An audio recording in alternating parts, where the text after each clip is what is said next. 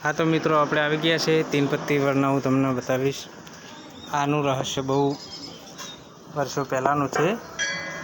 જે વડ જે છે તમને દેખાય છે તે એમાં 3 જ પાન આવેલા છે,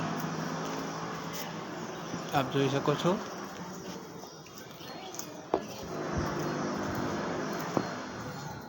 બસ આની સાઈઝ પણ આવડી જ રહી છે।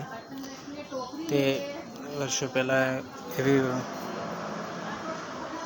લોકોને માનવામાં આવે છે કે અહીંયા દાનવીર કરણનું સમાધિ છે, તે પવિત્ર જગ્યા ગણવામાં આવે છે। તો તેથી તેના વડ ઉગેલો છે, એમાં 3 પાંદડા વર્ષોથી જોવા મળે છે, એનાથી બીજું પાન આવતું નથી, આપ જોઈ શકો છો। વધુ વિડીયો જોવા માટે ચેનલને સબસ્ક્રાઈબ કરજો।